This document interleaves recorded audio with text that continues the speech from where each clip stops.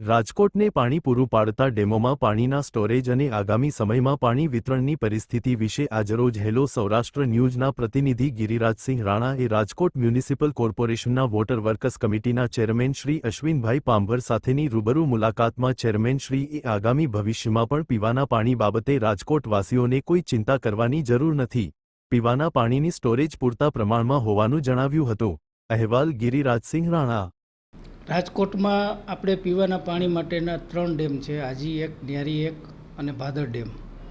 આ ત્રણેય ડેમની અંદર અત્યારે પાણીની સપાટી છે એ ભાદર ડેમની અંદર 24 ફૂટ છે, ન્યારી એકમાં 19 ફૂટ છે અને આજી એકમાં આપણે 24.5 ફૂટ પાણી હાલ અત્યારે જથ્થો છે।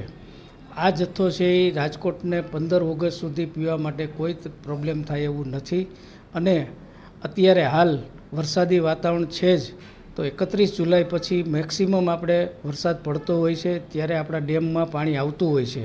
ભૂતકાળની અંદર પણ આપણે 31 જુલાઈ પછી જ આપણા ડેમમાં પાણી આવેલું છે, છતાં પણ જો વરસાદ ખેંચાશે અને એવું લાગશે તો સરકારમાં અમે સૌની યોજનાનું પાણીની માંગણી કરી અને રાજકોટની જનતાને પીવાના પાણીની તકલીફ ના પડે એની અમે તકેદારી લઈશું।